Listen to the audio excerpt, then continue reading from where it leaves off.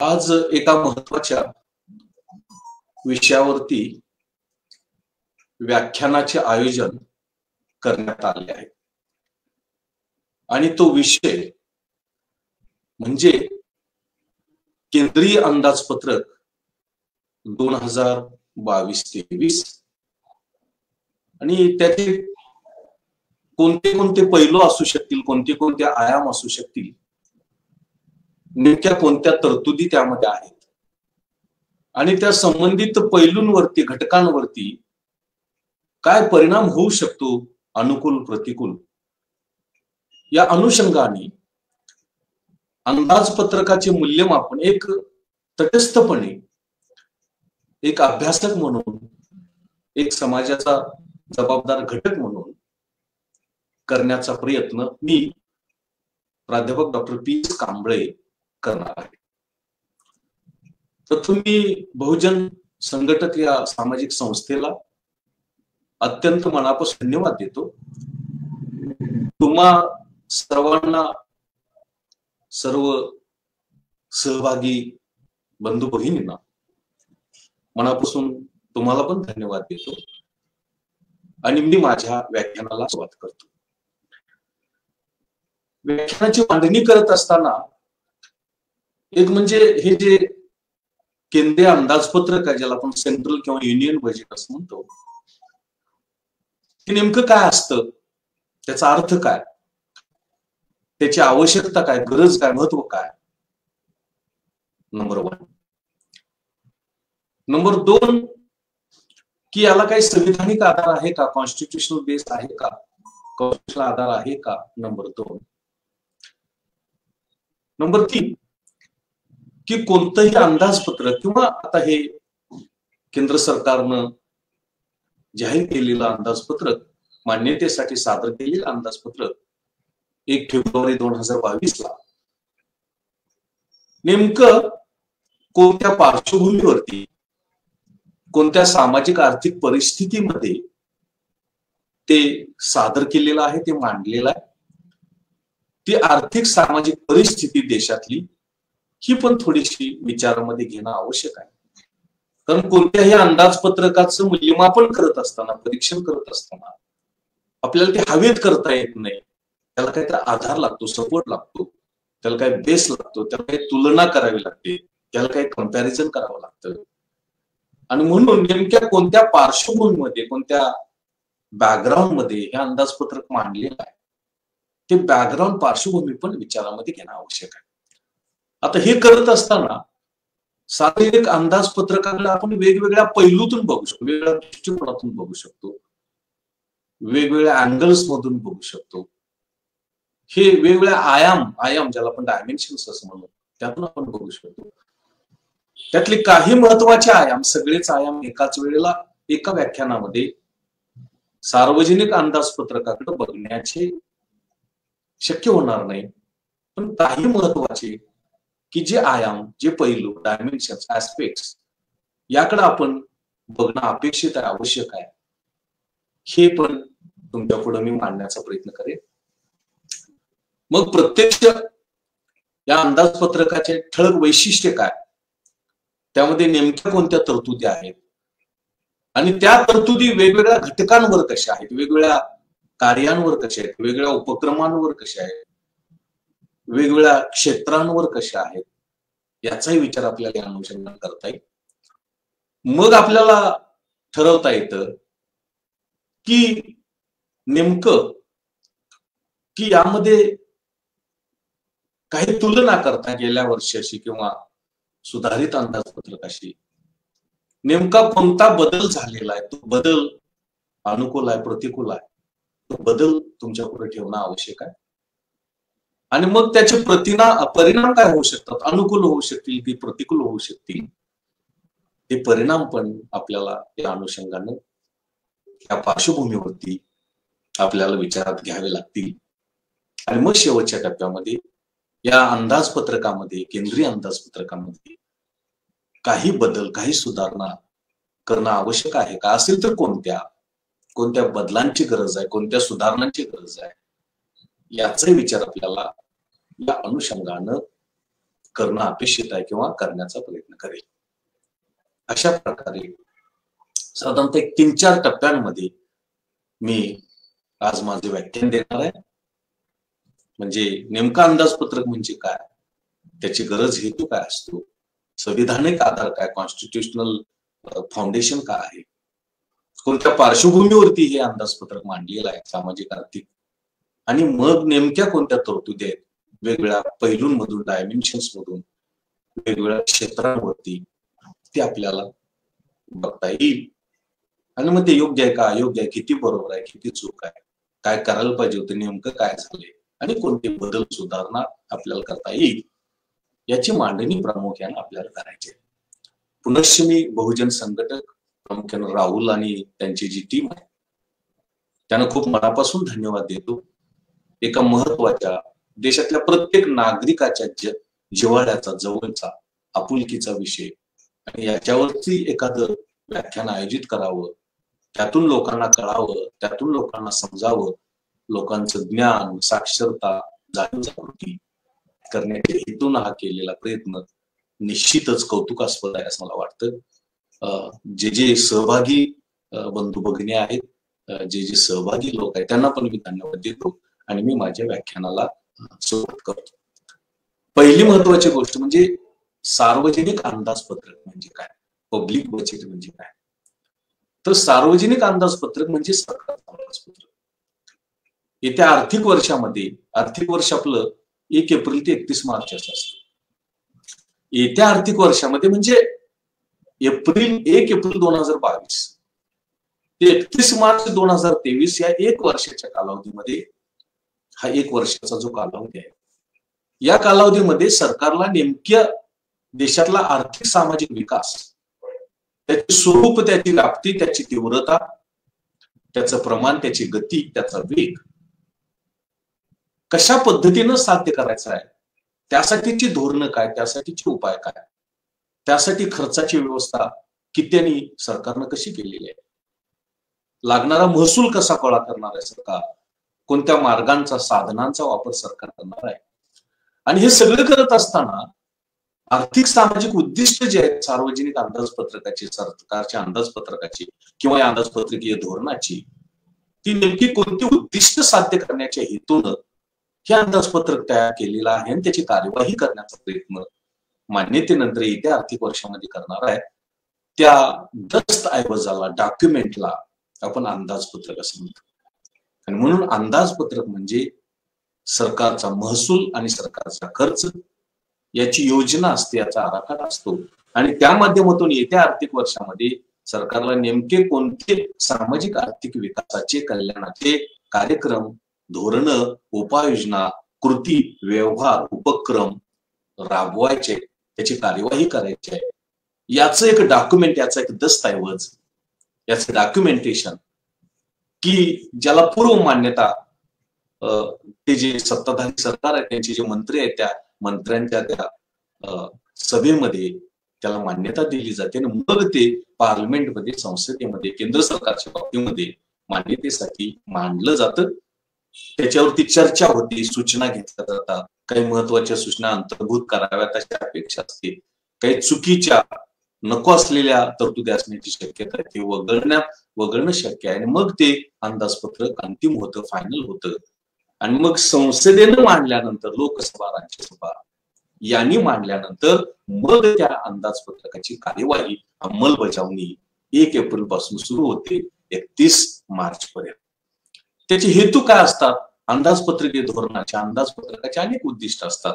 आर्थिक वृद्धी गतिमान करणं, शेतीचा विकास करणं, उद्योगाचा विकास करणं, सेवा क्षेत्राचा विकास करणं, लोकांना सामाजिक सेवा उपलब्ध करून देणं, शिक्षण असेल, आरोग्य असेल, पिण्याचं पाणी असेल, रोजगार असेल, सामाजिक कल्याण करणं, विषमता नियंत्रण करणं, स्त्रियांचा विकास करणं, बालकांचा विकास करणं, आर्थिक सामाजिक वंचित घटकांचा विकास करणं, अशा प्रकारची उद्दिष्ट, अशा प्रकारची ध्येय ही त्यामध्ये असू शकतात.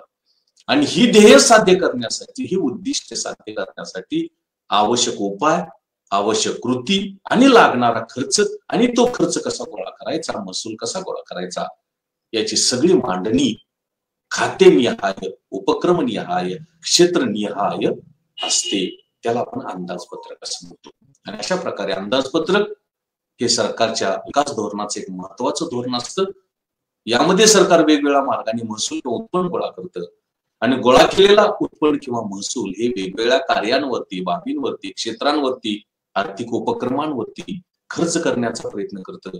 वेगवेगळ्या योजना, वेगवेगळ्या धोरणं, वेगळे उपाय त्यांची कार्यवाही करण्याचा प्रयत्न करतं, त्यांची अंमलबजावणी करण्याचा प्रयत्न करतं आणि त्यामधून आर्थिक विकास साध्य करणं, सामाजिक विकास साध्य करणं, यामध्ये शिक्षण, आरोग्य, पिण्याचं पाणी, स्त्रियांचा विकास, वंचितांचा विकास, ग्रामीण विकास, शेती विकास, उद्योग विकास या सगळ्यांचा समावेश हा यामध्ये अंतर्भूत होतो, यामध्ये समावेश असतो असं आपल्याला म्हणता येईल.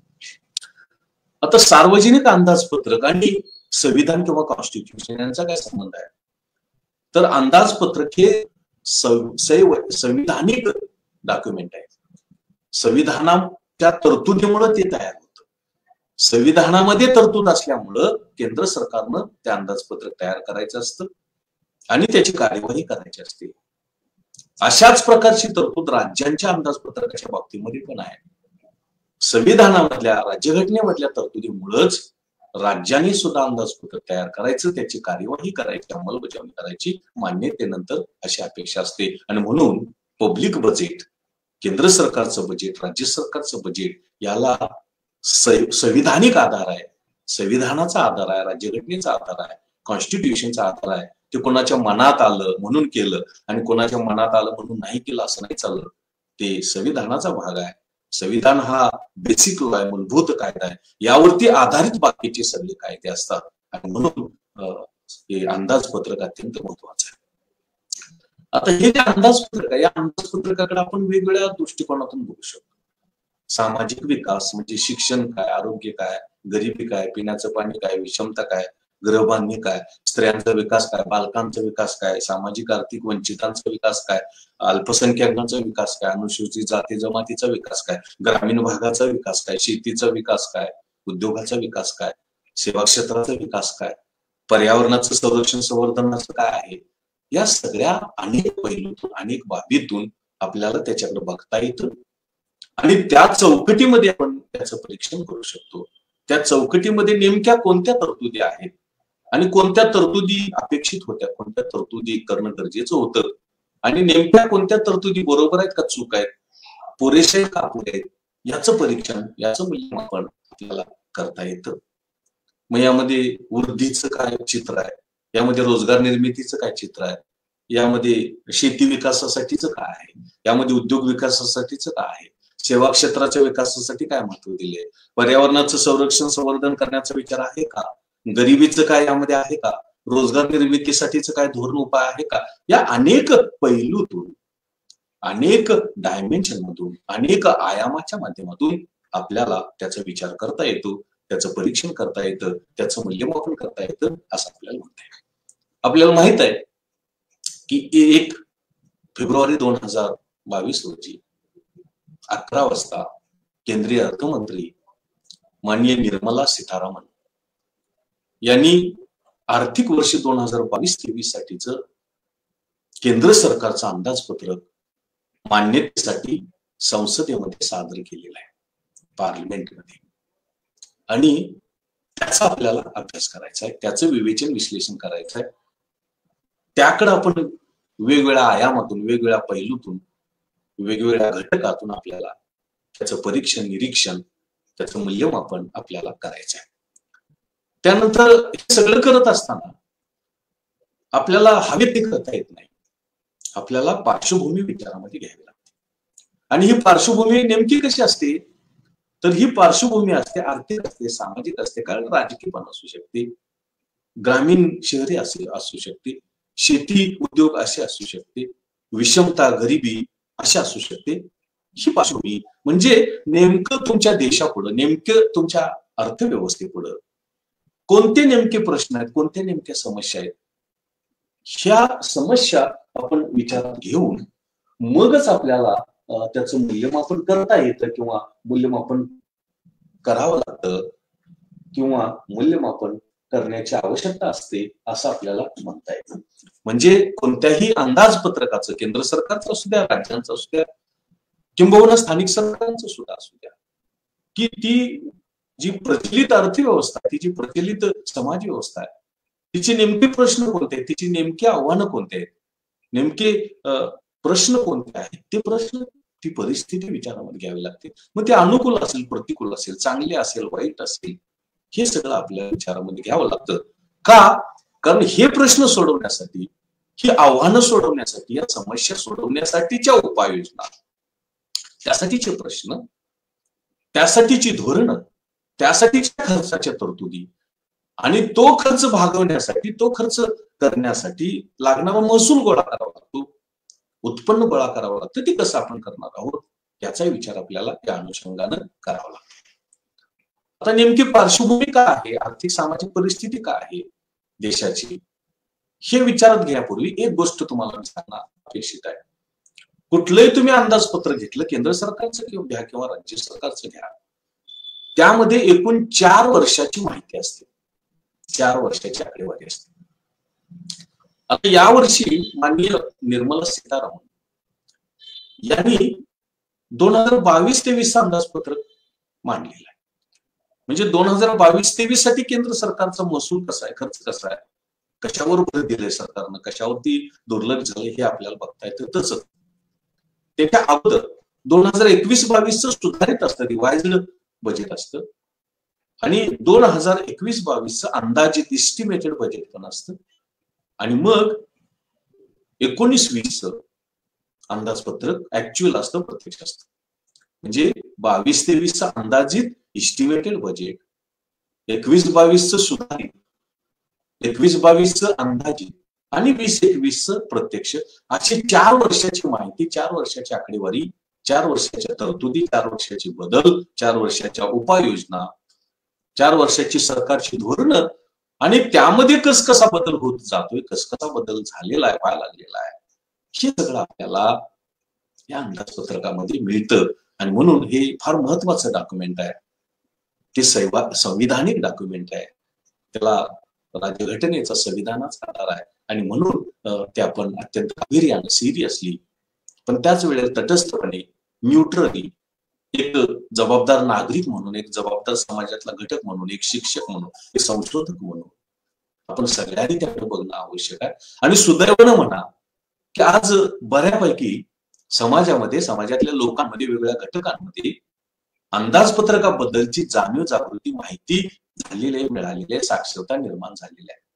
आणि त्यामुळे मग केंद्र सरकारचा असू द्या, राज्य सरकारांचा असू द्या, ते अंदाजपत्रक जाहीर होण्यापूर्वी आणि जाहीर झाल्यानंतर, जाहीर होण्यापूर्वी म्हणजे काय अपेक्षा त्या अंदाजपत्रकाकडून, आणि जाहीर झाल्यानंतर नेमकं त्यात काय आणि काय पाहिजे होतं, आणि आपल्या ज्या काय अपेक्षा होत्या त्यांची पूर्तता होते का नाही, तशा काही तरतुदी केल्यात का नाही, हाही विचार आपल्याला या अनुषंगानं विचारामध्ये घ्यावा लागतो, त्याचा विचार करणं अपेक्षित आहे.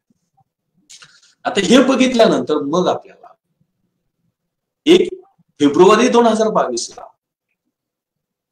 अर्थमंत्र्यांनी अंदाजपत्रक सादर केलं, आणि त्याच्या आदल्या दिवशी अर्थमंत्र्यांनी इकॉनॉमिक सर्वे, आर्थिक पाहणी किंवा आर्थिक सर्वेक्षण देशाच्या अर्थव्यवस्थेचं, देशाचं आपल्याकडे मांडलं. आणि त्या आर्थिक पाहणीतून बऱ्यापैकी आपल्याला हे कळतं, बऱ्यापैकी आपल्याला माहिती ज्ञान मिळते की नेमकं आपल्या देशापुढचे, अर्थव्यवस्थेपुढचे, समाजापुढचे नेमके आव्हान कोणते, नेमके प्रश्न कोणते, नेमक्या समस्या कोणत्या, कोणत्या गंभीर आहेत, आर्थिक असतील, सामाजिक असतील, पर्यावरणीय असतील, अजून काय असू शकते, शैक्षणिक, आरोग्य, विकास, शेती, उद्योग, याची माहिती आपल्याला त्यामध्ये मिळते. हे सगळं बघत असताना त्याच्याशी संबंधित बाकीची पण काही डॉक्युमेंट्स, बाकीचे पण काही अहवाल, बाकीचे पण काही रिपोर्ट आपल्याला बघता येतात, बघावे लागतात. मग यामध्ये रोजगार निर्मितीचा एखादा अहवाल असू शकतो, बेकारीचा एखादा अहवाल असू शकतो, विषमतेच्या संदर्भातला एखादा अहवाल असू शकतो, किंवा गरिबीच्या संदर्भातला एखादा अहवाल असू शकतो. ही अनुषंगिक माहिती, या संबंधीची काही आकडेवारी, सांख्यिकी माहिती आपल्याला विचारात घ्यावी लागते, घेणं आवश्यक आहे, ती घेता येते. कारण त्यामधून नेमके ठळक प्रश्न, सामाजिक, आर्थिक, ग्रामीण, शेती, पर्यावरणीय, स्त्रियांचे, पुरुषांचे, बालकांचे, सामाजिक आर्थिक वंचित घटकांचे, अनुसूचित जाती जमाती, अल्पसंख्याक सगळे आर्थिक दुर्बल घटक, विद्यार्थी, शिक्षक याची कल्पना आपल्याला येते. आणि म्हणून आपल्याला त्याचा विचार करणं आवश्यक आहे, त्याचा विचार करणं गरजेचं आहे असं आपल्याला म्हणता येईल. आता वन बाय वन पुढे आपण जाण्याचा प्रयत्न करू. आता पहिली आपल्याला हे माहित आहे की ह्या 2 वर्षामध्ये प्रामुख्यानं कोरोनाचं संकट फार मोठं आलं आणि या कोरोनाच्या संकटाचा देशाच्या विकासावरती, वृद्धीवरती, लोकांवरती, कामगारांवरती, रोजगारावरती, शिक्षणावरती, आरोग्यावरती प्रतिकूल परिणाम झाला. आणि ही तशी 2 वर्ष फार कठीण गेली, 2020-21 ते 21-22. मग त्यामुळं या मधून ज्या अगोदर प्रश्न होते सामाजिक आर्थिक पर्यावरणीय, त्यांची तीव्रता, त्यांचे गांभीर्य वाढण्यास मदत झाली. आणि म्हणून मग नेमकं कोणते त्यातले प्रश्न महत्वाचे आहेत किंवा त्याची प्रवृत्ती काय, त्यातला कल काय, ट्रेंड काय, टेंडन्सी काय, हे आपल्याला विचारामध्ये घेणं, विचार करणं त्याचा आवश्यक आहे. आता पहिली महत्वाची गोष्ट म्हणजे आपल्याला असं माहिती आहे की आपण सातत्यानं म्हणत असतो, गेल्या अंदाजपत्रकामध्ये आपण असं म्हटलं की आपली अर्थव्यवस्था ही $5 ट्रिलियन इकॉनॉमी आपल्याला करायची आणि त्यासाठी आपल्याला डबल डिजिट 2 अंकी आर्थिक वृद्धी दर साध्य करणं आवश्यक आहे किंवा तो साध्य करायचा आहे असं आपण 21-22 अंदाजपत्रकामध्ये म्हटलं, कमी अधिक फरकाने 20-21 अंदाजपत्रकामध्ये पण म्हटलं. मग या पार्श्वभूमीवरती 2 अंकी डबल डिजिट वृद्धी दर, वृद्धी म्हणजे जीडीपी, आर्थिक वृद्धी दर, स्थूल देशांतर्गत उत्पादन वाढीचा दर नेमका कसा आहे, त्यातली प्रवृत्ती काय आहे आणि मग यामध्ये वेगवेगळ्या क्षेत्रांमधली प्रवृत्ती काय आहे त्याचा पण थोडासा विचार आपण केला तर मग आर्थिक पार्श्वभूमीवरती, आर्थिक परिस्थिती, देशाची वर्तमान विद्यमान काय आहे याची कल्पना आपल्याला येते. आपण जर बघितलं तर 2019 या वर्षामध्ये आपला स्थूल देशांतर्गत उत्पादन वाढीचा दर जीडीपीचा 6.5% होता. वर्ष 2020-21 मध्ये तो 3.7% एवढा कमी झाला. कारण मार्च 20 पासून आपल्याला कोरोनाची परिस्थिती, कोरोनाचं संकट, आव्हान आलं. त्यानंतर 21-22 या वर्षामध्ये साधारणतः वजा 6.6% एवढा वृद्धी दर आपला राहिला. तो राहील असा अपेक्षित आहे, भाकीत आहे, अजून त्याचे आकडे आले नाही. त्यापूर्वी असं वाटलं होतं की साधारणतः तो 7.3% असू शकेल.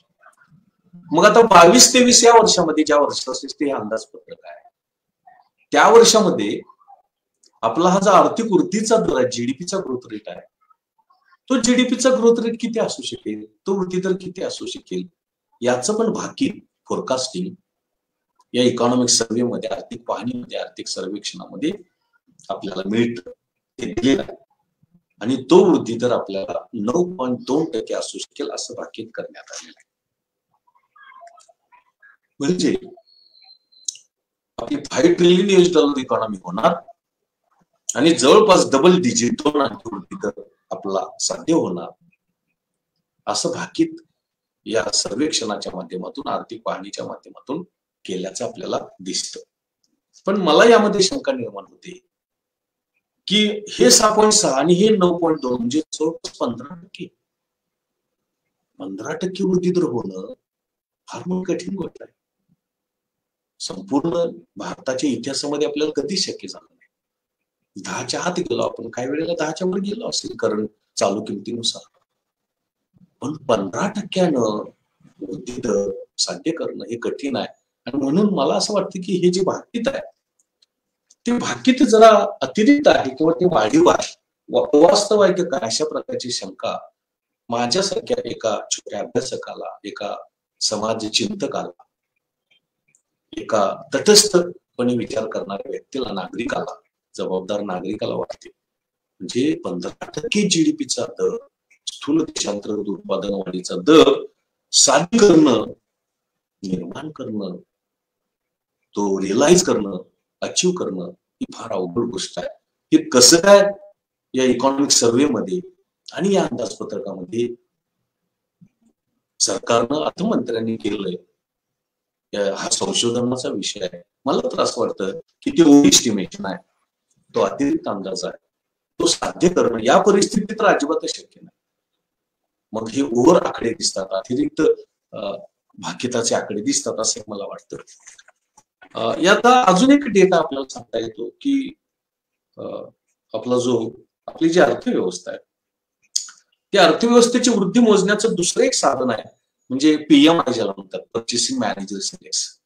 आणि त्याचे एक लेटेस्ट आकडे आपल्याला दिसतात. डिसेंबर मध्ये हा जो PMI आहे, पर्चेसिंग मॅनेजर्स इंडेक्स, हा 56.4 होता. हा 56.4 होता, तो जानेवारी मध्ये 53 झालेला, म्हणजे जवळपास 3% घटलाय. आणि आपल्याला माहिती आहे की आपण जरी आपल्या देशाची ओळख शेतीप्रधान अर्थव्यवस्था, शेती अर्थव्यवस्था अशी करत असलो, ही गोष्ट खरी आहे, शेतीवर उदरनिर्वाहाचं साधन म्हणून अवलंबून राहणाऱ्या लोकांचं प्रमाण जास्त आहे. भारत हा ग्रामीण भागाचा खेड्यांचा देश आहे, खेड्यामध्ये राहणाऱ्या लोकांचं प्रमाण जास्त आहे. या सगळ्या पार्श्वभूमीवरती शेतीचं महत्व अनन्य साधन आहे, त्याबद्दल काही दुमत असायचं कारण नाही. पण जेव्हा आपण शेतीचं विकासातलं योगदान, वृद्धीतलं योगदान विचारामध्ये घेतो किंवा बाकीच्या उत्पादक क्षेत्रांचं योगदान आपण देशाच्या विकासामध्ये, वृद्धीमधल्या विचारांमध्ये घेतो, त्यावेळेला ही गोष्ट लक्षात येते की भारत हा शेतीप्रधान देश नाही, तो उद्योग प्रधान पण नाही, तो सेवा प्रधान आहे. सेवा क्षेत्राचं योगदान आर्थिक वृद्धीमध्ये देशाच्या, भारताच्या अधिक राहतं, हे तुम्हाला माहित असणं आवश्यक आहे. म्हणजे जे GDP स्थूल देशांतर्गत उत्पादन आहे त्यापैकी जवळपास 60% हिस्सा, जवळपास 60% हिस्सा सेवा क्षेत्र देतं, सर्व्हिस सेक्टर देतं. आणि म्हणून इंडियन इकॉनॉमीचं सर्व्हिस सेक्टर डॉमिनेटेड इकॉनॉमी असं आपल्याला म्हणावं लागेल. हे जे सेवा क्षेत्र आहे, या सेवा क्षेत्रातली वृद्धीची प्रवृत्ती कशी आहे, तर सेवा क्षेत्राचा जो PMI आहे, पर्चेसिंग मॅनेजर्स इंडेक्स, हा डिसेंबर मध्ये 55.5 होता, तो जानेवारीमध्ये 51.5 झाला. जवळपास 4% घट, 4 हा निर्देशांक घटलेला आहे.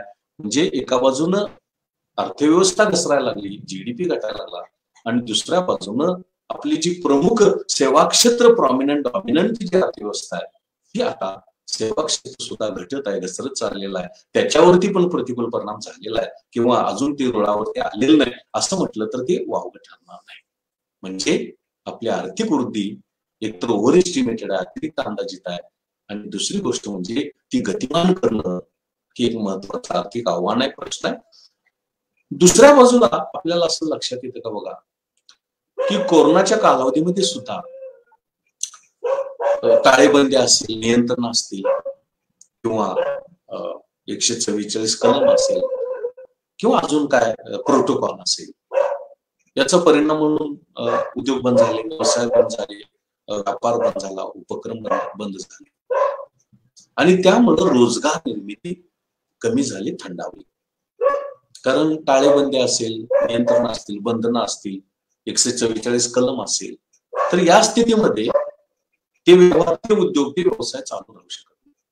मग आपोआपच त्यातनं निर्माण होणारं उत्पादन कमी होतं, ते मी दाखवलंच तुम्हाला, आकडे सांगितलेच. त्याचबरोबर रोजगार निर्मिती फार मोठ्या प्रमाणावरती घडते. आणि या 2 वर्षाच्या काळात किंवा 21-22 मध्ये फार मोठ्या प्रमाणावरती रोजगार निर्मिती घडलेली आहे. एप्रिल 2020 मध्ये बेकारीचा दर हा 25% होता. नंतर ती बंधनं हळूहळू, आपण टाळेबंदी हळूहळू शिथिल करताना हळूहळू रोजगार निर्मिती व्हायला लागली, आर्थिक वृद्धी हळूहळू सुधारायला लागली, रोजगार निर्मिती हळूहळू व्हायला लागली. पण त्याचा वेग आहे तो अत्यंत मंद गतीचा, अत्यंत मंद गतीनं, अत्यंत हळूवार पद्धतीनं. आणि त्यामुळे हा जो बेकारीचा दर आहे, हा बेकारीचा दर जरी थोडा कमी होत गेला तरी त्यावरती नियंत्रण ठेवणं, कमी करणं आपल्याला शक्य झालं नाही. तुम्हाला आठवतं का बघा, 2016-17ला NSSOनं एक अहवाल दिला होता, आणि त्या अहवालामध्ये बेकारीचा दर 6.2% सांगितला होता. त्यावेळेला तो गेल्या 45 वर्षातला सर्वात जास्त बेकारीचा दर होता. आणि त्यावेळेला एवढा मोठा चर्चेचा विषय झाला देशामध्ये की एवढी बेकारी झाली कशी. आणि त्यासाठी आपण काय केलं नाही का? का केलं नाही? कशामध्ये आपण मागं पडलो, कमी पडलो? अशा अनेक प्रश्न, असे अनेक चर्चा माध्यमातून, वर्तमानपत्रातून, इलेक्ट्रॉनिक मीडियामधून, समाजामध्ये, लोकांमध्ये, संस्थांमध्ये, चर्चासत्रांमध्ये होऊ लागल्या. पण एप्रिल 20 मध्ये हा बेकारीचा दर 25%, नंतर 20, 22, 19, 15 अशा पद्धतीनं तो बदलत गेला.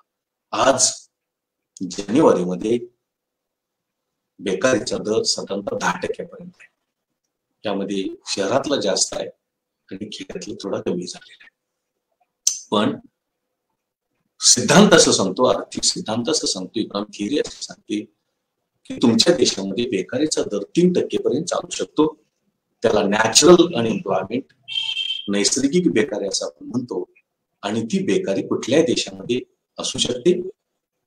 मग तांत्रिक बदल, वैज्ञानिक बदल, त्यानंतर धोरणातला बदल, लोकांच्या आवडीनिवडीमधला बदल, या सगळ्याचा परिणाम म्हणून अशा प्रकारची बेकारी असू शकते. पण 10%, 9% हा बेकारीचा दर हा जास्त आहे. आणि आता लेटेस्ट पण आकडा असं सांगतो, सार्वजनिक क्षेत्रातील तर रोजगार निर्मिती निगेटिव्हच आहे, ऋणच आहे, उणीच आहे. खाजगी क्षेत्रातली रोजगार निर्मिती सुद्धा फार वेगानं कमी झालेली आहे. आणि त्यामुळे लेबर फोर्स पार्टिसिपेशन जो रेट आहे, तो प्रत्यक्ष रोजगारामध्ये सहभागी होण्याचा दर किंवा काम करण्याचा दर आहे, तो फार कमी झालेला आहे, 40-45% झालेला आहे.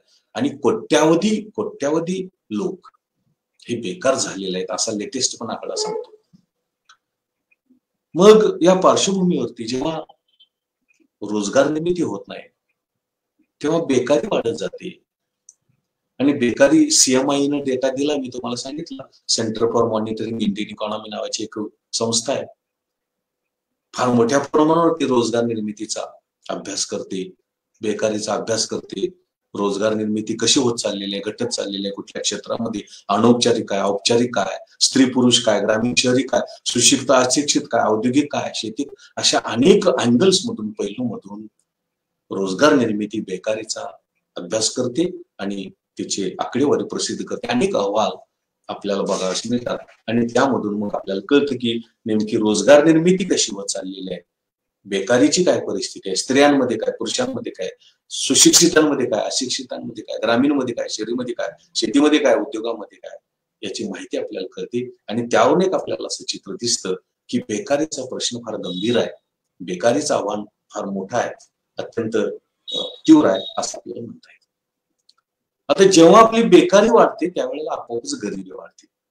कोरोनाच्या कालावधीमध्ये टाळेबंदी, नियंत्रण, आर्थिक वृद्धीमध्ये झालेली घट, रोजगार निर्मितीमध्ये झालेली घट, यामुळे गरिबी फार वाढली.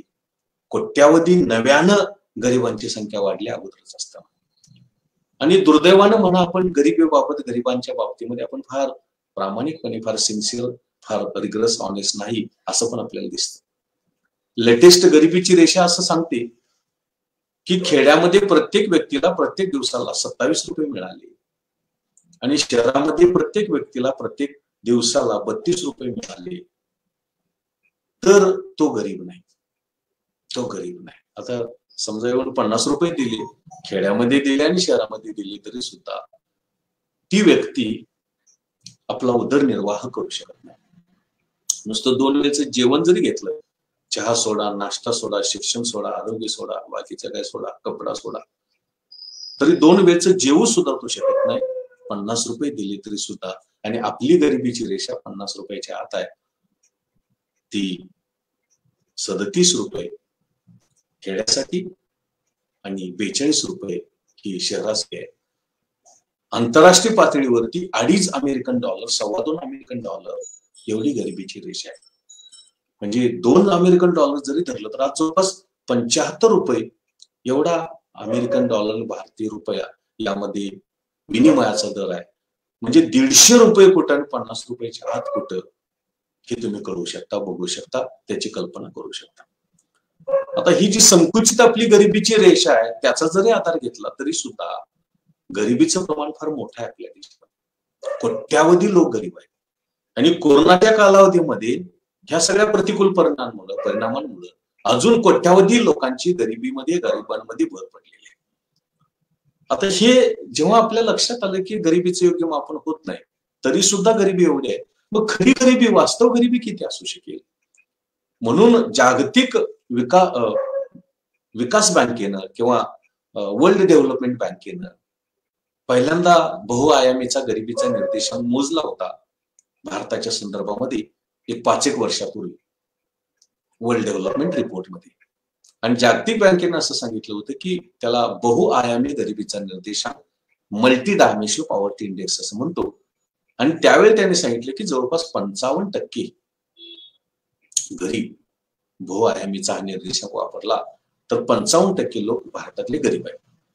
समजा 135-36 कोटींचा देश होता असं आपण मानलं त्यावेळेला, 50%च्या वर म्हणजे जवळपास 65 कोटी लोक, 65 कोटी लोक जर तुमच्या देशामध्ये गरीब असतील तर मग तुम्हाला त्याची कल्पना येऊ शकेल की विश्वगुरु, आर्थिक महासत्ता, अजून काय हे या त्या गोष्टी त्या वास्तव वाटतात, त्या पोकळ वाटतात, त्या जमिनीवरच्या वाटत नाही, त्या अवकाशातल्या वाटतात. आणि वास्तव स्थिती फार गंभीर आहे असे आपल्याला लक्षात येतं. आता तो जागतिक बँकेचा धडा घेऊन आपल्या देशामध्ये माहित आहे की नियोजन आयोग गेला, प्लॅनिंग कमिशन गेलं आणि नीती आयोग आला. त्या नीती आयोगानं आता latest multi dimensional poverty index हा प्रसिद्ध केलेला आहे.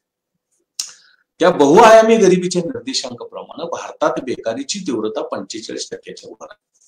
म्हणजे 45% जर गरीब आहे त्या बहुआयामी गरिबीच्या निर्देशांकाप्रमाणे असं जर म्हटलं तरी पण ते 60 कोटीच्या वर जातात. आज जवळपास 140 कोटी लोकसंख्या आहे. जेव्हा तुमच्या देशामध्ये 140 कोटी लोक गरीब असतात तेव्हा खरंच ही गंभीर बाब आहे. आणि 2030 पर्यंत आपल्याला चिरंतन विकासाचं उद्दिष्ट, सस्टेनेबल डेव्हलपमेंट गोल्स आपल्याला साध्य करायचे आणि त्यामध्ये शून्य गरिबी, झिरो पॉवर्टी ही आपल्याला उद्दिष्ट साध्य करायचं आहे. जेव्हा तुमच्या देशामध्ये 60 कोटीपेक्षा अधिक लोक गरीब असतात तेव्हा 2030 पर्यंत शून्य गरिबी साध्य करता येऊ शकेल का, होऊ शकेल का, याचा विचार करायला पाहिजे. आणि अंदाजपत्रकामध्ये त्यासाठीचे काय प्रयत्न आहे त्याचा एक विचार आपल्याला या अनुषंगानं करणं आवश्यक. आता हे सगळं होत असताना दुसऱ्या बाजूने मात्र जसा कोरोना म्हणजे 2 वर्ष सुरू झाली तेव्हापासून श्रीमंतांवरती त्याचा काय परिणाम झाला नाही. रोजगार निर्मिती घटली, बेकारी वाढली, गरिबी वाढली, स्थलांतरित कामगारांचा प्रश्न निर्माण झाला, त्यांना राहणं जगणं कठीण झालं, त्यांचे मृत्यू झाले, अपघात झाले, या सगळ्या गोष्टी होत गेल्या. एका बाजून होत असताना या देशातला जो अतिश्रीमंत आहे, जो गर्भश्रीमंत ज्याला आपण म्हणतो, त्या गर्भश्रीमंतांवरती कुठलाही प्रतिकूल परिणाम झाला नाही हे आपल्याला विचारामध्ये घेणं आवश्यक. आणि म्हणून नेमकी विषमतेवरती, विषमतेचं चित्र, आर्थिक विषमतेचं, त्या आर्थिक विषमतेचं एक चित्र आपल्याला विचारामध्ये घेणं आवश्यक आहे. कारण ते फार मोठं सामाजिक आर्थिक आव्हान आपल्या देशापुढे उभं आहे. आणि मग ती समस्या, ती आव्हान कसं आपण पेलवणार आहात, त्यासाठी अंदाजपत्रक नेमकं काय करणार आहे, त्यासाठी नेमक्या अंदाजपत्रकामध्ये धोरण उपाय काय आहेत याचाही आढावा, याचंही मूल्यमापन, याचे विवेचन विश्लेषण आपल्याला या अनुषंगानं करणं अपेक्षित आहे. ते करावं लागेल. हे जर आपण विचारात घेतलं, पहिल्यांदा आर्थिक विषमतेचा अभ्यास, संशोधन थॉमस पिकेटीने केलं होतं. नंतर भारतामध्ये प्लॅनिंग कमिशन नियोजन मंडळाने केलं होतं. नंतर जागतिक विषमता अहवालानं पण त्या संस्थेनं पण केलं, जागतिक बँकेनं. आणि आता लेटेस्ट वर्ल्ड इनइक्वॅलिटी रिपोर्ट, जागतिक विषमता अहवाल हा प्रसिद्ध झालेला जगाचा, जागतिक बँकेनं तो केलेला. या जागतिक विषमता अहवालामध्ये नेमकी भारतातली आर्थिक विषमतेची परिस्थिती काय आहे ते स्पष्ट केलेलं आहे. पाठिंबाचा जो अहवाल होता त्यामध्ये असं म्हटलं होतं की 1% कुटुंबाकडं या देशातली 73% संपत्ती उत्पन्नाचं केंद्रीकरण झालेलं आहे. आता लेटेस्ट आकडा आपल्याला बघणं आवश्यक आहे. कशी विषमतेची प्रवृत्ती आहे ती बदलत चाललेली आहे किंवा बदललेली आहे का याचा विचार आपल्याला करावा लागेल. तो करू लागलो. 10% आपल्या देशातल्या अतिश्रीमंतांकडे एकूण उत्पन्नाच्या 57% हिस्सा केंद्रित झालेला आहे. म्हणजे जे अतिश्रीमंत 10% लोक आहेत, 10% कुटुंब आहेत, त्यांच्या भारताच्या एकूण उत्पन्नामधला हिस्सा 57.1% आहे. आणि देशाची जी संपत्ती आहे त्या संपत्तीमध्ये तो हिस्सा 65%, 64.6%. यावरून तुम्हाला लक्षात येईल की उत्पन्नाचं आणि संपत्तीचं केंद्रीकरण काही लोकांच्या हातामध्ये, काही कुटुंबांच्या हातामध्ये कसं केंद्रित झालेलं आहे. या कोरोनाच्या कालावधीमध्ये सुद्धा जी अब्जाधीशांची लिस्ट असते, बिलिनियर्स लिस्ट असते, त्या लिस्टमध्ये 13 नवीन कुटुंबांची भर पडलेली होती गेल्या वर्षभरामध्ये. आणि मग तुम्हाला हे लक्षात येईल की एकीकडे रोजगार नाही, गरिबी वाढते, बेकारी वाढते, लोकांना जगणं कठीण आहे, जिवंत राहणं कठीण आहे असताना सुद्धा श्रीमंतांच्या गरिबीवरती, त्यांच्या संपत्तीवरती, उत्पन्नावरती काहीही प्रतिकूल परिणाम झालेला नाही, उलट तो अनुकूलच परिणाम झालेला आहे असं आपल्याला दिसतं. 1% आपल्या देशातले जे 1% अतिश्रीमंत आहेत त्यांचा उत्पन्नातला, देशातल्या उत्पन्नातला हिस्सा 22% आणि राष्ट्राच्या संपत्तीतला हिस्सा 33%. म्हणजे 1% कुटुंब 22% उत्पन्न आणि 33% संपत्तीचे मालक आहे. मग आता गरिबांची परिस्थिती काय आहे? गरिबांना नेमकं काय मिळालेलं आहे? त्यांच्याकडे काय उत्पन्न काय आहे, संपत्ती काय आहे हे पण बघावं लागेल. गरीब 50% कुटुंबांकडे एकूण उत्पन्नापैकी फक्त 13% उत्पन्नाचा हिस्सा आहे आणि एकूण संपत्तीपैकी फक्त 6% हिस्सा आहे. यावरून तुम्हाला लक्षात येऊ शकेल की उत्पन्न आणि संपत्ती यामधली जी विषमता आहे ती किती तीव्र आहे. श्रीमंत आणि गरीब यामधलं अंतर किती आहे, ते कसं खोल आणि व्यापक आणि ती जी दरी आहे ती कशी वाढत चाललेली आहे हे आपल्याला लक्षात येतं. मग या आर्थिक विषमता का वाढत चाललेली आहे? त्याची सुरुवात 1990-91 पासून झाली. सुरुवातीच्या कालावधीमध्ये त्याची तीव्रता कमी होती, पण नंतर ती तीव्रता वाढत गेली. आपण सातत्यानं खाजगीकरण होत असलेलं खाजगीकरण, शिथिलीकरण, वेगवेगळी नियंत्रण, बंधनं जी सातत्यानं काढून टाकत आहोत, सारखं ते जागतिकीकरणाकडे आपण जे चाललेलो आहोत त्या सगळ्याचा संयुक्त परिणाम म्हणून ही उत्पन्नातली, संपत्तीतली विषमता वाढत चाललेली आहे, आर्थिक विषमता वाढत चाललेली आहे असं आपल्याला म्हणता येईल. याबरोबरच शिक्षण व्यवस्था, आरोग्य व्यवस्था याचाही विचार आपल्याला करावा लागेल. आपल्याला माहित आहे की कोरोनाच्या कालावधीमध्ये जो काय थोडीफार वृद्धी झाली त्यामध्ये शेतीचं योगदान हे अनन्यसाधारण नाही. शेतीनंच योगदान दिलेलं होतं आणि म्हणून आपल्याला शेतीसाठी नेमकं यामध्ये काय आहे त्याचाही विचार आपल्याला त्या अनुषंगानं करणं आवश्यक आहे किंवा त्या अनुषंगानं करायचं आहे असं आपल्याला म्हणता येईल.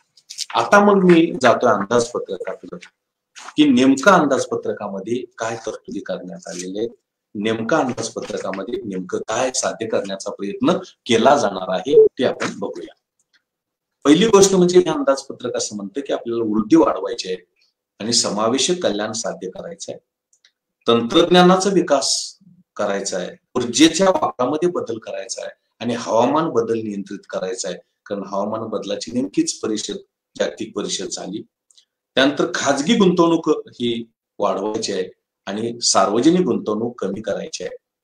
यासाठी प्रामुख्यानं पंतप्रधान गतिशक्ती योजना, समावेशक विकास, उत्पादकता, उत्पादन वाढवणं, त्यासाठी गुंतवणूक वाढवणं, ज्या काही संधी उपलब्ध होतील त्या संधी मिळवण्याचा प्रयत्न करणं, ऊर्जेच्या वापरामध्ये आमूलाग्र बदल करण्याचा प्रयत्न करणं, हवामान बदल नियंत्रणासाठी प्रयत्न करणं आणि प्रामुख्यानं देशातली जी गुंतवणूक आहे ती गुंतवणूक वाढवण्याचा प्रयत्न करणं, अशा प्रकारचा हेतू हा यामध्ये हे वैशिष्ट्य या अंदाजपत्रकाचं वैशिष्ट्य म्हणून आपल्याला सांगता येतं. सगळ्यात महत्वाचं वैशिष्ट्य म्हणजे या अंदाजपत्रकामध्ये पायाभूत सुविधा, ज्याला आपण इन्फ्रास्ट्रक्चर फॅसिलिटीज असं म्हणतो, त्या इन्फ्रास्ट्रक्चर फॅसिलिटीच्या विकासावरती भर देण्यात आलेला आहे. मग यामध्ये रेल्वे वाहतूक, रस्ते वाहतूक, विमानतळ, बंदरे, जल वाहतूक यांच्या विकासावरती भर दिला जाणार आहे. त्यानंतर जवळपास येत्या 22-23 वर्षामध्ये जे राष्ट्रीय महामार्ग आहेत, नॅशनल हायवेज आहेत, त्यांचं बांधकाम मोठ्या प्रमाणावरती करायचं आहे. साधारणतः ते 25,000 किलोमीटर एवढ्या लांबीचे राष्ट्रीय महामार्ग हे आपल्याला वाढवायचे आहेत, बांधायचे आहेत. या अंदाजपत्रकामध्ये भांडवली खर्चामध्ये वाढ करण्यात आलेली आहे. सरकारचं असं मत आहे जवळपास 35 ते 40% भांडवली खर्चामध्ये आम्ही वाढ केलेली आहे किंवा वाढ करणार आहोत. म्हणजे पायाभूत सुविधा, इन्फ्रास्ट्रक्चर फॅसिलिटीज, रस्ते, रेल्वे, विमान, जलवाहतूक यामधून निश्चितपणे आपली विकास वृद्धी सुधारण्यास मदत होईल किंवा मदत होऊ शकेल. आणि भांडवली खर्चामध्ये झालेल्या वाढीमुळे ही त्याची मदत होईल. पण गेल्या वर्षीशी तुलना करता यावर्षीचा भांडवली खर्च प्रस्तावित आणि भाववाढीचा प्रश्न आज महिन्याभरामध्ये भाववाढीचे तर 15%, आता तो 5% पण झालेला आहे. हे जर डिफ्लेटर वापरलं तर नेमकी निव्वळ वाढ किती आहे, नेट इन्क्रीज किती आहे, त्याचा एक विचार आपल्याला या अनुषंगानं करावा लागेल. आपल्याला माहित आहे की शेतीनं योगदान दिलं 2021 आणि 21-22 मध्ये 3% पुढं वृद्धी दर झाला. पण या अंदाजपत्रकामध्ये नेमकं आपण शेतीसाठी काय करणार आहोत त्याचा विचार आपल्याला इथं करणं अपेक्षित आहे, करणं गरजेचं आहे, करणं आवश्यक आहे असं आपल्याला म्हणता येईल. आता मुख्य म्हणजे आपण या अंदाजपत्रकामध्ये असं सांगितलेलं आहे की नैसर्गिक शेतीकडे आपण जाणार आहोत. नैसर्गिक शेतीकडे आपण जाणार आहोत आणि ज्याला आपण नॅचरल फार्मिंग असं म्हणतो, म्हणजे रासायनिक शेती आपण करणार नाही. प्रामुख्याने जिथं क्षारपड जमीन, दलदली जमीन, वाळवंटी करणं अशा ठिकाणी आपण शेती, नैसर्गिक शेती, नॅचरल फार्मिंग कडे जाणार आहोत. कारण ही गोष्ट खरी आहे, नैसर्गिक शेतीची गरज आहे, पण ती सगळीकडे आपण लागू करू शकत नाही. कारण ही जी आधुनिक शेती आहे, रासायनिक शेती, त्याची पण आवश्यकता आहे. कारण ही चिरंतन विकासाचं जे एक उद्दिष्ट आहे की अन्न सुरक्षितता, फूड सिक्युरिटी, ते पण आपल्याला साध्य करायचं आहे. आणि म्हणून यामध्ये बॅलन्स, संतुलन साध्य करायचा प्रयत्न करायला पाहिजे. हा एक विचार आपल्याला करावा लागेल. आता शेतीने आपल्याला हात दिला 2021 आणि 21-22 मध्ये, मग शेतीसाठी आपण नेमकी किती खर्चाची तरतूद केलेली आहे याचा विचार आपल्याला या अनुषंगानं करणं अपेक्षित आहे किंवा तो करावा लागेल. आणि तो जर करू लागलो तर मग आपल्याला असं लक्षात येतं की नेमकं शेतीकडे आपण किती गांभीर्यानं बघतो, नेमकं शेतीकडे आपण किती गांभीर्यानं पण बघतो याची कल्पना ही आपल्याला यामधून येऊ शकते. आता तुमच्या माहितीसाठी की सरकारच्या एकूण खर्चाचे 2 भाग असतात, महसुली खर्च आणि भांडवली खर्च. महसुली खर्च हा दैनंदिन खर्च असतो, नेहमीचा खर्च असतो. तर भांडवली खर्च हा भविष्य कालावधीमध्ये तुमची उत्पादन क्षमता, तुमची पोटेन्शियालिटी, कॅपॅसिटी, कॅपॅबिलिटी वाढवण्यासाठीचा खर्च आहे. आता शेतीसाठी नेमका अंदाजपत्रकात काय तरतूद आहे? जो महसुली खर्च आहे, शेती आणि शेतीपूरक व्यवसाय, याच्यावरती 3,70,678 कोटी रुपये. तो 21-22 सुधारित अंदाजपत्रकामध्ये किती होता तर 4,75,75,095. म्हणजे शेतीने पूरक व्यवसायावरचा महसुली खर्च घटलेला आहे, महसुली खर्च कमी केलेला आहे, हे एक आपल्याला यातून दिसतं. आता भांडवली खर्चाच्या बाबतीमध्ये काय चित्र आहे? भांडवली खर्च वर्ष 21-22 मध्ये शेती आणि शेतीपूरक उद्योग व्यवसायासाठी किती होता तर तो 8,682 कोटी होता. तो 22-23 मध्ये 3,953 कोटी रुपयांपर्यंत झालेला आहे. म्हणजे शेती आणि शेतीपूरक उद्योग व्यवसायांवरचा महसुली खर्च आणि भांडवली खर्च दोन्ही खर्च कमी झालेला आहे किंवा त्यामध्ये कपात केलेली आहे नंबरला. त्यानंतर महत्वाची गोष्ट आपल्याला दिसते ती उद्योग. खरं म्हणजे शेतीवरची तरतूद वाढवायला पाहिजे होती, कारण शेतीनं आपल्याला आधार दिला होता. नैसर्गिक शेती वगळता आणि मग शेतीमध्ये काही डिजिटल तंत्राचा वापर करणं अशा काही तरतुदी वगळता शेती विकासासाठीचा फार काय रिग्रस प्रयत्न, फार काय अपेक्षित प्रयत्न या अंदाजपत्रकामध्ये आपल्याला दिसत नाही किंवा तो केलेला नाही असं आपल्याला म्हणता येतं. त्यानंतर उद्योग. जगाचा आर्थिक इतिहास असं सांगतो की ज्यांनी उद्योगाचा विकास केला ते उद्योगप्रधान राष्ट्र म्हणून उदयास आली आणि ते आर्थिक दृष्ट्या प्रगत सुद्धा राष्ट्र उदयास आली. आता उद्योग आणि खनिजे यासाठीची तरतूद किती केलेली आहे तर सुधारित 21-22च्या सुधारित अंदाजपत्रकामध्ये 29,085 कोटी रुपयांची तरतूद होती. ती त्या 22-23 मध्ये महसुली खर्च 33,014 पर्यंत वाढवलेले आहे. म्हणजे जवळपास एक 4,000 कोटींची तरतूद ही वाढवलेली आहे उद्योगावरती.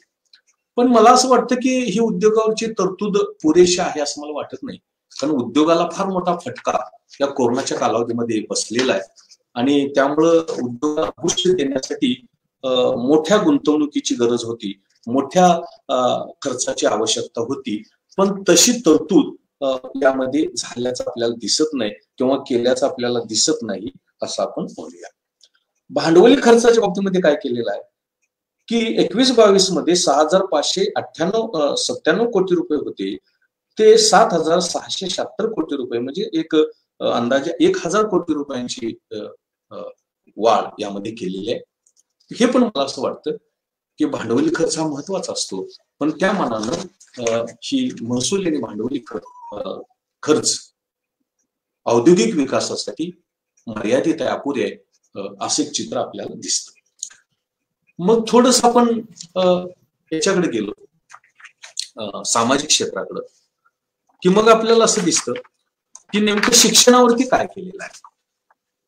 शिक्षणाच्या बाबतीमध्ये आपल्याला असं दिसतं की गेल्या वर्षी एका केंद्रीय विद्यापीठाची स्थापना लेहमध्ये करण्याचा प्रस्ताव होता, तशी ते विद्यापीठ चालू पण झालं. बाकीच्या मग नवीन शिक्षण धोरणाचा भाग म्हणून काही प्राथमिक आणि माध्यमिक शाळा त्यांचं आधुनिकीकरण करण्याचा प्रयत्न हा यामध्ये केल्याचं आपल्याला दिसतं. यामध्ये या धोरणामध्ये नवीन कुठलं विद्यापीठ म्हणजे केंद्रीय किंवा राज्य विद्यापीठ नाही, मात्र एक नवीन विद्यापीठ स्थापन केलं जाणार आहे, ते डिजिटल युनिव्हर्सिटी, डिजिटल विद्यापीठ स्थापन केलं जाणार आहे.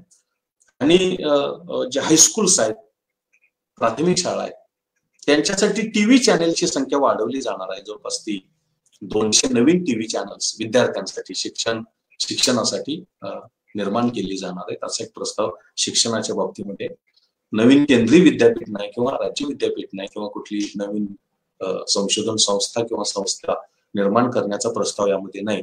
आणि शिक्षण अधिकाधिक डिजिटल कसं करता येईल त्यासाठी प्रयत्न करावा, शिक्षकांनी ही कंटेंट डेव्हलप करावा आणि तो उपलब्ध करून द्यावा, अशा प्रकारची तरतूद यामध्ये आपल्याला दिसते. आता शिक्षणाच्या बाबतीमध्ये आपण जर विचार करू लागलो तर शिक्षणावरती होणारा जो खर्च आहे त्या खर्चाची परिस्थिती काय, खर्चासाठी नेमकं यामध्ये काय केलेलं आहे ते पण आपण जरा बघण्याचा प्रयत्न करू, म्हणजे मग आपल्याला असं कळू शकेल की शिक्षणाच्या बाबतीमध्ये हे अंदाजपत्रक नेमकं काय करतं हे आपल्याला लक्षात येऊ शकेल. आता जे महसुली खर्च आहे तो महसुली खर्च बघा, जनरल एज्युकेशन वरचा हा 21-22 मध्ये 32,417 कोटी रुपये होता, तो 36,516 म्हणजे जवळपास 4,000 कोटींची वाढ झालेली आहे. आणि तांत्रिक शिक्षण आहे ते 15,107 कोटी होतं, ते 16,783 कोटी रुपये म्हणजे 1,000 कोटी रुपयांची तरतूद वाढलेली आहे ही महसुली खर्चासाठी. आता भांडवली खर्चासाठी, शिक्षणावरच्या भांडवली खर्चासाठी नेमकं काय केलेलं आहे त्याचा जर आपण विचार करू लागलो तर मग आपल्याला असं लक्षात येतं की भांडवली खर्च हा जो शिक्षणावरचा आहे, या भांडवली खर्चामध्ये नेमकं काय केलेलं आहे तर भांडवली खर्चामध्ये आपल्याला असं दिसतं की शिक्षणासाठी बघा इथं वर्गीकरण वेगळं आहे थोडस, शिक्षण, खेळ, कला आणि संस्कृती असा तो हेड आहे. त्यासाठी बघा 21-22 मध्ये 73 कोटी रुपये होते, ते आता 111 कोटी रुपये आहेत, म्हणजे एक साधारणतः एक 25 ते 35 कोटींची तरतूद, भांडवली खर्चाची तरतूद वाढीव यामध्ये करण्यात आलेली आहे. आपल्याला माहित आहे की शिक्षणाचे अनेक प्रश्न आहेत, आपण डिजिटल चाललोय, त्याचं पायाभूत सुविधा नाहीत, विद्यार्थी संख्या वेगानं वाढत चाललेली, त्यासाठी शिक्षक नाहीत, त्यासाठी आवश्यक इमारती नाहीत, लायब्ररी नाहीत, संशोधनासाठी स्कॉलरशिप नाही, स्कॉलरशिप बऱ्याच बंद झालेल्या आहेत. आणि या पार्श्वभूमीवरती प्रामुख्यानं केंद्रीय विद्यापीठ, राज्य विद्यापीठ, कॉलेजेस, महाविद्यालय, शिक्षण संस्था यांच्या विकासावरती भर द्यायला पाहिजे होता. त्यासाठीच्या काही तरतुदींची गरज होती. एखादं नवीन केंद्रीय विद्यापीठ गेल्या वर्षी सारखं सुरू करायला पाहिजे होतं. आपण शिक्षणाची गुणवत्ता म्हणजे डिजिटल टेक्नॉलॉजी असं आपण जे समीकरण घेऊन चाललोय, मला असं वाटतं की डिजिटल तंत्रज्ञान सपोर्टिव्ह पाहिजे, तुम्हाला ते मदत करणारं पाहिजे, ते डॉमिनंट प्रॉमिनंट नको आहे. इथं मात्र आपण ते डॉमिनंट प्रॉमिनंट करून जो मुख्य शिक्षणाचा हेतू आहे, जो संशोधनाचा हेतू आहे, त्याला तिलांजली द्यायला लागली का काय, अशा प्रकारची शंका माझ्या मनामध्ये निर्माण होती. आणि शिक्षणावरचा खर्च स्थूल देशांतर्गत उत्पादनाच्या 4% आत येतो. आज सुद्धा तो 6% गाठू शकलो नाही, जाऊ शकलो नाही. ही अत्यंत वाईट गोष्ट आहे. शिक्षणाचं खाजगीकरण मोठ्या प्रमाणावरती व्हायला लागलेलं आहे आणि नवीन शिक्षण धोरणामध्ये स्वायत्तता, खाजगीकरण याला फार मोठा गोष्ट आहे. आणि व्यावसायिक शिक्षण यामध्ये आरोग्य, इंजिनिअरिंग हे सगळंच खाजगी करायला लागलो. आता नियमित शिक्षण सुद्धा आपण खाजगी करायला लागलेलं आहे. हे जर बघितलं तर शिक्षणाच्या आघाडीवरती सुद्धा हे अंदाजपत्रक फार काय करणार आहे किंवा फार काय या अंदाजपत्रकामध्ये आशादायक आहे असं चित्र इथं आपल्याला दिसत नाही. त्यानंतर आरोग्याचा आपल्याला विचार करावा लागेल. 2 वर्षाच्या कोरोनानं फार मोठं संकट आलं, अनेकांचे मृत्यू झाले, अनेक जवळचे नातेवाईक, मित्र हे वारले, आजारी पडले, फार खर्च झाला, अनेक प्रश्न निर्माण झाले. या पार्श्वभूमीवरती आरोग्यविषयक स्थिती काय आहे? ही गोष्ट खरी आहे की 21-22 अंदाजपत्रकामध्ये आरोग्याला चांगलं महत्व दिलं होतं, चांगलं अंदाजपत्रिकीय अलोकेशन खर्च तरतूद केली होती. मग यावर्षी काय आहे? आरोग्यामध्ये आपल्याला असं दिसतं की ही जी आरोग्य व्यवस्था आहे यामध्ये आपण डिजिटल तंत्राचा वापर करणार आहोत, डिजिटल टेक्नॉलॉजीचा. आणि कोरोनाच्या कालावधीमध्ये काही मानसिक धक्का बसल्यामुळं मानसिक रोग्यांचं प्रमाण, मेंटल पेशंटचं प्रमाण वाढत चाललेलं आहे. त्यामुळं त्यांच्यासाठी काउन्सिलिंगचा एक कार्यक्रम हा राबवला जाणार आहे. आणि मग याबरोबरच अंगणवाड्या आणि अंगणवाड्यामधला जो पोषण आहार आहे याला आपण बूस्ट देण्याचा प्रयत्न या अंदाजपत्रकामध्ये केलेला आहे. आणि अंगणवाड्या डिजिटल करण्याचा प्रस्ताव या अंदाजपत्रकामध्ये केलेला आहे. आता हे आरोग्य बघितलं तर नेमका खर्च किती आपण यामध्ये केला आहे, खर्चाची तरतूद काय केलेली आहे हे बघणं गरजेचं आहे. अजून एक गोष्ट तुम्हाला सांगणं आवश्यक आहे की जागतिक आरोग्य संघटना असं म्हणते की कोविड आता आपला नियंत्रित आलेला आहे. तिसरी लाट आपण बऱ्यापैकी त्याच्यावरती नियंत्रण आणलंय. म्हणून आपण गंभीर किंवा आपण काय म्हणतो त्याला केअरलेस होता कामा नये, निष्काळजी होता कामा नये. कारण अशा अनेक व्हायरस भविष्यामध्ये येण्याची शक्यता आहे आणि त्यांची तीव्रता किंबहुना या कोविड-19 पेक्षा कोविड-19 आणि त्याच्या व्हेरियंट पेक्षा अधिक असण्याची शक्यता नाकारता येत नाही असं सूचना, असा सल्ला जागतिक आरोग्य संघटनेने दिलेला आहे. मग या चौकटीमध्ये अंदाजपत्रकामधल्या तरतुदी आणि हा दिलेला इशारा याचा विचार केला तर आरोग्य क्षेत्राकडे आपण या वेळेला दुर्लक्ष केलेलं आहे, कानाडोळा केलेला आहे हे आपल्याला लक्षात येत. आता खर्च नेमका आपण किती करणार आहोत यावरून अजून ही गोष्ट सुस्पष्ट होईल, अजून ही गोष्ट स्पष्ट होईल. आरोग्यावरचा जो महसुली खर्च आहे तो महसुली खर्च आपण किती करणार आहोत तर तो 41,011 कोटी रुपये करणार आणि 21-22 मध्ये तो 71,079 होता. म्हणजे महसुली खर्च आपण कमी केलेला आहे. कुटुंब नियोजनावरती आपण 1225 कोटी खर्च करणार आहोत. तो 861 केला होता. म्हणजे कुटुंब नियोजनावरचा महसुली खर्च आपण वाढवलेला आहे. हे एक आपल्याला या अनुषंगानं विचारामध्ये घ्यावं लागेल. आता भांडवली खर्चामध्ये काय परिस्थिती आहे आरोग्यावरती? भांडवली खर्चामध्ये 21-22 मध्ये आपण 3,741 कोटी खर्च केले होते. आता 22-23 मध्ये 5,537 करणार आहोत. म्हणजे त्यामध्ये वाढ केलेली आहे. आणि कुटुंब नियोजनावरती आपण फक्त 7 कोटी रुपये खर्च केले होते. यावर्षी आपण 8.84 कोटी खर्च करणार आहोत. म्हणजे भांडवली खर्चामध्ये थोडीशी वाढ आपण केलेली आहे. पण कुटुंब नियोजनावरचा जो खर्च आहे तो कुटुंब नियोजनावरचा खर्च हा आपण कमी केलेला आहे किंवा ते दिलेले जे प्रमाण आहे ते फार कमी आहे असे आपल्याला चित्र लक्षात येतं. हे बघितलं आपण म्हणजे वृद्धीची काय परिस्थिती आहे, विषमता काय आहे, गरिबी काय आहे, रोजगार निर्मिती काय आहे, त्यानंतर बेकारी काय, हे सगळं आपण बघितलं. आपल्याला माहित आहे की एपीजे अब्दुल कलाम माजी राष्ट्रपती असं म्हणायचे की भारत हा तरुणांचा देश आहे, यंग इंडिया असं म्हणायचे. आणि त्यांनी असं भाकीत केलं होतं की आपण जर या तरुणांचा म्हणजे 17 ते 29 वयोगटातल्या या लोकांचा आपल्या देशातल्या ज्यांचं प्रमाण जवळपास 62% आहे त्यांचा जर आपण विधायक वापर केला, इंजिन ऑफ ग्रोथ आहे ती, वृद्धी गतिमान करणारं ते यंत्र आहे, तर आपण आर्थिक महासत्ता होण्यासाठी फार वेळ लागेल असं वाटत नाही, असं त्यांचं म्हणणं होतं. त्यांनी तर 2020लाच होईल असं भाकीत केलं होतं. पण दुर्दैवानं ही बेकारी बघितली, ही शिक्षण बघितलं, ही रोजगार निर्मिती बघितली, ही गरिबी बघितली आणि पुन्हा मग विषमता बघितली, तर मग हे काय साध्य होईल असं आपल्याला वाटत नाही. आता या अंदाजपत्रकामध्ये साधारणतः 5 वर्षाच्या कालावधीमध्ये 60 लाख रोजगार निर्माण होईल. म्हणजे वर्षाला किती? 12 लाख रोजगार निर्माण होईल. नवीन कोट्यावधी काम करणाऱ्या लोकांची भर पडते.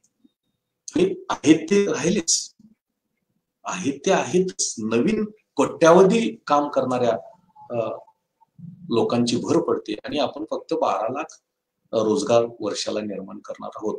हे जर बघितलं तर तरुणांचा विधायक कार्यासाठी वापर काय होईल आणि मग ते इंजिन ऑफ ग्रोथ म्हणून आपल्याला मदत करू शकतील असं काही चित्र हे आपल्याला दिसत नाही. या सगळ्या पार्श्वभूमीवरती आपल्याला असं पण चित्र दिसतं की स्त्रिया आणि बालक, सामाजिक वंचित घटक यांच्यावरच्या ज्या विकासाच्या तरतूद येतात, माझ्याकडे आकडे आहेत पण ते मी सगळे सांगत बसत नाही, वेळेचं भान ठेवून तुम्हाला फार पण हे करणं काय बरोबर नाही. त्यामध्ये फार काय आनंददायी किंवा फार काय समाधानकारक असं आपल्याला दिसत नाही. त्यामधल्या तरतुदी सुद्धा फार कमीच असलेला आपल्याला दिसतं. आणि सामाजिक कल्याणावरचा जो खर्च आहे त्यामध्ये असं दिसून येतं की तरतूद केली जाते तेवढा खर्च केला जात नाही आणि तो तरतूद केलेली रक्कम दुसरीकडेच वळवली जाते. शेड्यूल कास्ट, शेड्यूल ट्राईबसाठीचे जे स्पेशल कॉम्पोनंट प्लॅन आहे त्याच्या अनुषंगाने काही अभ्यास आपण केलेला आहे. त्यामधून असं लक्षात आलं की बरीच रक्कम ही अनस्पेंट असते किंवा दुसरीकडे वळवली जाते. जेवढी तरतूद केलेली आहे तेवढी खर्च केली जात नाही. या सगळ्या पार्श्वभूमीवरती शेवटच्या टप्प्याकडे मी येत असताना आपल्याला असं दिसतं की जो वृद्धी अपेक्षित आहे ती अपेक्षित वृद्धी साध्य करणं शक्य नाही, कारण 16%, 15% वृद्धी शक्यच नाही, आपण करू शकत नाही. आणि फक्त पायाभूत सुविधांचा विकास करून तर आपण ते करू शकत नाही. उद्योगाकडे म्हणावं तसं लक्ष नाही, शेतीकडे म्हणावं तसं लक्ष नाही, कारण गुंतवणूक किंवा खर्च कमी केलेला आहे. शिक्षणाकडे दुर्लक्षच आहे, डिजिटल युनिव्हर्सिटी वगैरे बाकी काय नाही. आरोग्याकडे पण दुर्लक्ष झालेलं आहे. आपण पूर्वतयारी करायला पाहिजे होती भविष्यासाठी, ती केली नाही.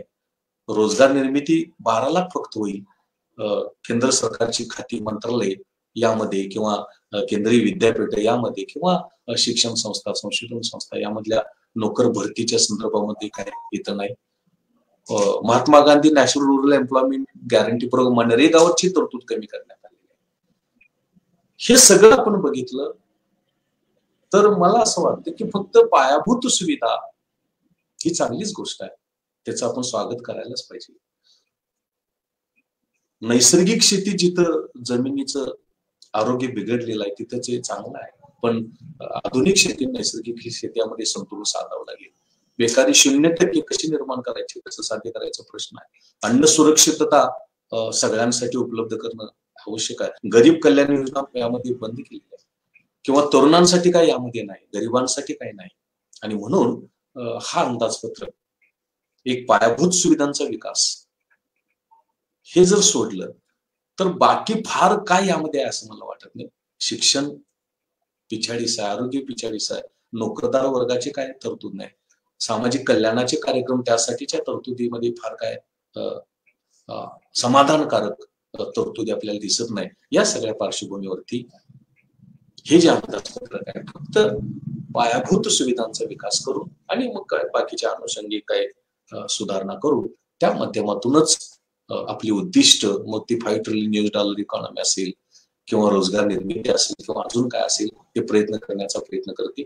विषमतेचा उल्लेख सुद्धा नाही, गरिबीच्या प्रश्नाचा उल्लेख नाही, दारिद्र्याचा प्रश्नाचा उल्लेख नाही, तरुणांचा फार काही लक्ष दिलेलं नाही. हे जे सगळे आहेत, स्त्रिया, अनुसूचित जाती जमाती, आर्थिक सामाजिक वंचित घटक, बहुजन समाज यांच्या कल्याणासाठीचे नोकरदार वर्ग, शेतकरी यासाठीच्या शेतमजूर, अनौपचारिक क्षेत्रातले कामगार, स्थलांतरित कामगार, सामाजिक सुरक्षितता योजना, या सगळ्या गोष्टींकडे आरोग्य शिक्षण जे लक्ष द्यायला पाहिजे होतं ते काय फार लक्ष दिलं गेलं नाही. आणि म्हणून हा तसा अंदाजपत्रक तसं निराशावादी आहे, तसं फार काय आनंददायी नाही, ते सगळ्या घटकांना पुढे घेऊन जाणार आहे असं दिसत नाही. फक्त पायाभूत सुविधा आणि अनुषंगिक विकास हे जर सोडलं तर रोजगार नाही, विषमता नाही, गरिबी नाही, बेकारी नाही, काळा पैसा नाही, शिक्षण नाही, आरोग्य नाही, नोकरदार नाही, स्त्रिया नाही, बालक नाही, तरुण नाही, याकडे ते दुर्लक्ष झालेलं आहे असं मला वाटतं. अजून हे अंदाजपत्रक अंतिम नाही, पार्लमेंटमध्ये त्यामध्ये चर्चा होईल, त्यामध्ये काही सुधारणेला वाव आहे आणि त्यामध्ये जर सुधारणा आपण करण्याचा प्रयत्न केला तर निश्चितपणे या अंदाजपत्रकाची मदत सगळ्या लोकांसाठी, कल्याणासाठी आणि प्रामुख्याने संविधानाच्या चौकटीमध्ये न्याय, बंधुता, त्यानंतर सामाजिक कल्याण साध्य करण्यासाठी होऊ शकेल असं मला वाटतं. त्यासाठी वृद्धीचा जो भाकीत दर आहे तो कमी करायला पाहिजे. पायाभूत सुविधांच्या विकास, औद्योगिक विकासासाठीच्या तरतुदी वाढवायला पाहिजे. शेतीच्या विकासाकडे अजून लक्ष द्यायला पाहिजे. शिक्षणाकडे केंद्रीय विद्यापीठ, शिक्षण संस्था, संशोधन संस्था नव्यानं काय निर्माण करता येतील, वर्तमान आहे त्या कशा प्रबळ करता येईल, नोकर भरती कशी करता येईल, याकडे लक्ष द्यायला पाहिजे. आरोग्य सुविधांकडे लक्ष द्यायला पाहिजे. तिथला डॉक्टर, तिथले नर्सेस, पॅरामेडिकल फोर्सेस याचा वाढवण्यासाठी प्रयत्न करायला पाहिजे. भविष्यामध्ये अजून अशी संकट येऊ शकेल त्यासाठीच्या तरतुदी यामध्ये करायला पाहिजे. स्त्रिया, बालक यांच्या कल्याणासाठीचे करायला पाहिजे. विषमता नियंत्रणासाठी खास प्रयत्न करायला पाहिजे, कारण तो फार मोठा विषाणू, फार मोठा आजार आहे तो. कारण जेव्हा उत्पन्नाचं, संपत्तीचं काहीच लोकांच्या हातामध्ये केंद्रीकरण होतं त्यावेळेला वंचितांचं प्रमाण फार राहतं. शिक्षण वर्जनाकडे फार मोठ्या प्रमाणावरती चाललेलं आहे. समावेशक होण्याऐवजी ते वर्जनात्मक चाललेलं आहे, त्यासाठी प्रयत्न करायला पाहिजे. महात्मा गांधी रोजगार हमी योजना ते अजून प्रबळ, त्यासाठीची तरतूद वाढवायला पाहिजे आणि ग्रामीण भागाबरोबर शहरी भागामध्ये सुद्धा ते राबवायला पाहिजे. 90% पेक्षा अधिक अनौपचारिक क्षेत्रातला कामगार आहे त्याला सुरक्षितता द्यायला पाहिजे, रोजगार उपलब्ध करून द्यायला पाहिजे, त्याला त्याचं हमखास वेतन द्यायला पाहिजे, सामाजिक सुरक्षिततेचं जाळं त्याच्यासाठी उपलब्ध करून द्यायला पाहिजे. स्त्रियांसाठी खास प्रयत्न आवश्यक आहे. बेकारी नियंत्रण कर, गरिबी शून्य करायला पाहिजे, अन्न सुरक्षितता करायला पाहिजे. अशा सुधारणा यामध्ये करणं अपेक्षित आहे आणि तशा केल्या तरच हे अंदाजपत्रक खऱ्या अर्थानं आर्थिक, सामाजिक आणि कल्याण आणि न्याय प्रस्थापित करण्यासाठी मदत करू शकेल, एक संतुलित होऊ शकेल, समतोल प्रस्थापित करू शकेल. अन्यथा हे अंदाजपत्रक आता जे आहे ते एकांगी आहे, एक कल्य आहे, एका दिशेनं जाणार आहे, एका बाजूनं जाणार आहे आणि ते आपल्यासारख्या लोकशाहीला, आपल्यासारख्या संविधानाला, आपल्यासारख्या तरुणांच्या देशाला, आपल्यासारख्या गरिबीचं प्राबल्य, विषमतेचं प्राबल्य, बेकारीचं प्राबल्य, ग्रामीण भागाचं प्राबल्य, शेतीचं प्राबल्य, शेतीवर अवलंबून असणाऱ्या लोकांचं प्राबल्य, या समाजाला, या अर्थव्यवस्थेला ते पोषक नाही, ते अनुकूल नाही. त्यामध्ये हे बदल करायला पाहिजे. एक म्हणजे वृद्धी दर जो आपण भाकीत केलाय तो दिशाभूल करणार आहे, तो कमी करायला पाहिजे. पायाभूत सुविधांचा विकास चांगली गोष्ट आहे, भांडवली खर्च वाढवता चांगली गोष्ट आहे, पण अजून औद्योगिक विकासासाठीच्या तरतुदी करा, शिक्षणासाठीच्या तरतुदी वाढवा, काही नवीन केंद्रीय विद्यापीठ, संशोधन संस्था चालू करा, शिक्षकांची भरती, कर्मचाऱ्यांची भरती चालू करा. तरुण UPSC, MPSC, IPS सारख्या परीक्षांची तयारी करतो त्यांना न्याय द्या, त्यासाठीच भरतीचं धोरण चालू करा. रोजगार निर्मिती, रोजगार धोरण निश्चित करा, त्याची कार्यवाही करा, तरुणाला मध्यवर्ती करा, ग्रामीण भागात शेतीपूरक उद्योग व्यवसायांसाठी प्रयत्न करा आणि विशेष महत्वाची गोष्ट म्हणजे हा जो आर्थिक सामाजिक वंचित घटक आहे त्याला पुढे न्याय, अल्पसंख्याक आहे, बहुजन समाज आहे, त्याला पुढे नेण्यासाठीच्या तरतुदी करा. असं संतुलन जर आपण करू शकलो तर खऱ्या अर्थानं ज्याला आपण अमृत कलश असं म्हणायला लागलोय, त्या अमृत कलशामध्ये, त्या कलशामध्ये किती अमृत आहे आता तर ते काय दिसत नाही. फार मी सांगितलं काय नेमकं आहे, विष जास्त दिसतं किंवा अमृत नसलेलं प्रमाण जास्त दिसतं, ते आपण वाढवण्याचा प्रयत्न करूया. या विधायक सूचना, हे बदल आपण करण्याचा प्रयत्न करूया. हे जर सरकारच्या लक्षात आलं, आपल्या प्रतिनिधींच्या लक्षात आलं आणि ते बदल जर आपण त्यामध्ये अंतर्भूत करण्याचा प्रयत्न करू लागलो तर हे अंदाजपत्रक संतुलित होऊ शकेल, बॅलन्स्ड होऊ शकेल. आणि मग संविधानानं सांगितल्याप्रमाणे समता, न्याय, बंधुता आणि कल्याण हे वाढवण्यासाठी प्रयत्न करू शकेल. शिक्षण सुधारेल, आरोग्य सुधारेल, शेती गतिमान होऊ शकेल, औद्योगिक विकास गतिमान होऊ शकेल, इथला बेकारी नियंत्रणासाठी मदत होऊ शकेल, गरिबी नियंत्रणासाठी मदत होऊ शकेल. आणि विशेष महत्वाची गोष्ट म्हणजे जो गरीब आहे, हा स्थलांतरित कामगार आहे, अनौपचारिक क्षेत्रातला कामगार आहे, त्याला बळ देण्याची गरज आहे. गरीब कल्याण योजना अजून पुढे कंटिन्यू करण्याची गरज आहे. आणि या तरुणाला विधायक कामासाठी आपण त्याचा वापर करणं आवश्यक आहे. त्या तरतुदी आपण यामध्ये घालाव्यात आणि ह्याच्या काय मर्यादा, या ज्या त्रुटी उणीव आहेत त्या दुरुस्त करण्याचा प्रयत्न करावा आणि हे अंदाजपत्रक संतुलित करण्याचा प्रयत्न करावा. आता ते एकांगी झालेलं आहे, ते आपण करू शकलो तर खऱ्या अर्थानं हे अंदाजपत्रक संतुलित होऊ शकेल, व्यावहारिक होऊ शकेल, कल्याणकारी होऊ शकेल, समता न्याय प्रस्थापित करणार होऊ शकेल, ग्रामीण शहरी संतुलन, स्त्री पुरुष संतुलन, शिक्षण आरोग्याचं संतुलन आणि सामाजिक आर्थिक विकासाचं संतुलन आणि कल्याण साध्य करण्यासाठी मदत करू शकेल असं मला वाटतं. पुनश्च मी बहुजन समिती या सामाजिक संस्थेचं मनापासून आभार मानतो, धन्यवाद देतो. जे काही सहभागी बंधू भगिनी सहभागी झाल्या त्या सगळ्यांना मी मनापासून धन्यवाद देतो. आणि असा एक उपक्रम सगळ्यांच्या जवळचा, सगळ्यांना आपुलकी असता जिव्हाळा असलेला, सगळ्यांच्या आवडीचा जो काही उपक्रम या संघटनेने राबवला आणि तुम्ही त्याचे सहभागी सगळे झालात, मला सहभागी होण्याची संधी उपलब्ध करून दिली, त्याबद्दल मी तुमचं सर्वांचं मनापासून मी आभार मानतो, धन्यवाद देतो. आणि माझं हे व्याख्यान संपवतो. तुमच्या प्रतिक्रिया तुम्ही माझ्यापर्यंत जरूर पोहोचवाव्यात, संयोजकापर्यंत जरूर पोहोचवाव्यात एवढं मी सांगतो आणि तुम्हाला धन्यवाद देतो आणि थांबतो. धन्यवाद.